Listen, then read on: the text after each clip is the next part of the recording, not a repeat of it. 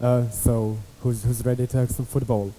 All right, short bio. I'm Armend Gashi. I'm a senior penetration tester at Sentry.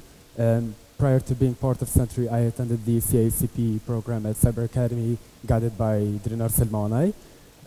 Throughout this time in Sentry, I had the opportunity to participate in a lot of engagements that included, but were not limited to, application penetration testing, such as web, mobile, or say clients. They included also cloud infrastructures in AWS, Azure, and Google Cloud Platform, APIs, internal, external penetration testing, real teaming engagements, and social engineering. What I also define crucial for our career as penetration testers is taking care of your burnouts, as it's so easy to get burned out in this career. So what I do, I try to enjoy my free time, which mainly include playing drums, but of course I'm listening to some cool heavy metal music. So the outline for this presentation will be how to hack a lot of football clubs. So I have a question for our audience. Do you have any ideas what do OAuth and football clubs have in common? All right, so what they do have in common is the audience, and I'm going to tell you why in a few minutes. So the outline will cover OAuth, OpenID Connect, which will cover a general overview on how they work and what they are, and some of their features, such as dynamic client registration, the risks that they pose, and hard-coded secrets and the risks that they pose, and how did we compromise the majority of the most prominent football clubs. Apart from it, we also have a bonus outline that includes Cosmos databases and how to escape the kiosk.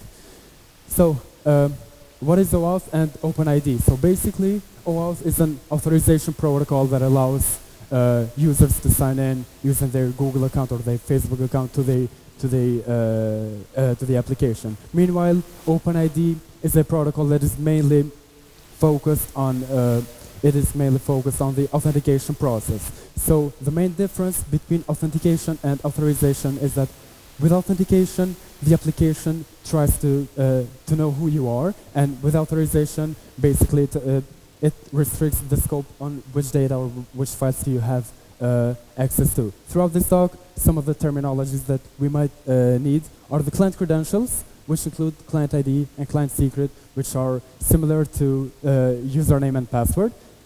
We might also need the scope, which is basically your limitation towards those credentials within the application, and the audience, which is the intended recipient of the token. So merging these three information, we'll be able to hack the majority of the most football clubs.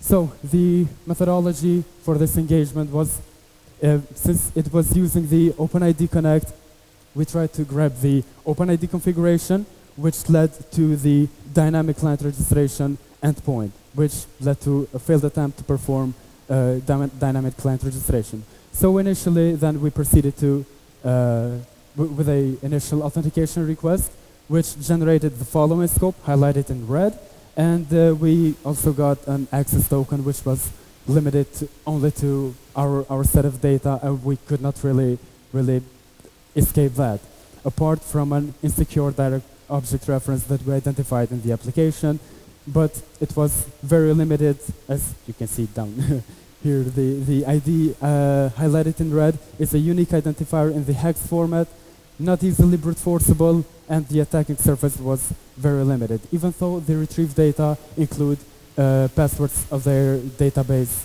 that were hosted locally in the targeted infrastructure. But again, the attacking surface is limited, and we could not really do anything with that. Next, we have also identified another insecure direct object reference, which was read-only access control flaw. By supplying the administrator's email address, we were able to retrieve a lot of sensitive information that included all the football players, some of the most prominent football clubs, and it included their name, their last name, their date of birth, the unique identifier that we might be using later, what is their max heart rate when they are running, and their resting heart rate, so on and so forth. And initially then, we tried to see if there is any sensitive information stored in the application's configuration files. This was also a thick client. So this led to some very sensitive information that was the client ID and the client secret. And performing the authentication request with the client credentials grant type led to the following scope that would allow us to read all of the users, update any of the users, and delete any of the users, which could lead to a potential denial of service for the application, and they could not offer their service anymore.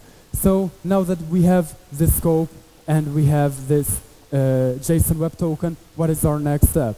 The next step is that we might want to view at the official API documentation of OAuth and see how we can abuse all of these legitimate functionalities within the application. So I've navigated to the OAuth official documentation and noticed that all of these actions are legitimate and we can perform any of that action.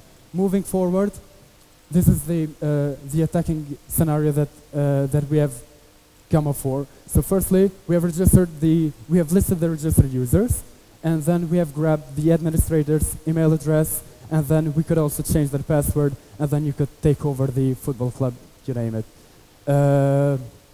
Proceeding with that, to list these users, I've listed here some endpoints, but I don't think you can see them, but it's okay. So it's the API/v2/users, which lists all the available users. Then we could list the users by their ID, or list their roles, or list them by their email address. Moving forward, to compromise the football club, you name it, we would need to send a patch request to this endpoint, which is all0 pipe, the unique identifier that we could have grabbed from the listing request that we have initiated previously. And then, as a penetration tester, we all know that it's never enough to perform hacking, so we have proceeded to hack even more. So in this case, we have the penalty round where there's a bonus outline, and the bonus outline is that the application was storing even more hard-coded secrets that included the application's connection string to their Cosmos database. And using that connection string, then we were able to perform a lot of actions, such as connect to their database and then view all of the players' information. In this list, we could name some of the best football teams, like Chelsea or Paris Saint-Germain, so on and so forth. And all of their players, their data, and we could read them, modify them, and also we could delete them. So, as the last bonus outline, we had the KIOSK Escape. So basically, the application's browser render engine was not properly configured, which allowed us to navigate to the settings. And then after navigating to the settings, we were able to pop that CMD with the anti-authority permissions. So using this way, we were able to play We Are the Champions by Queen.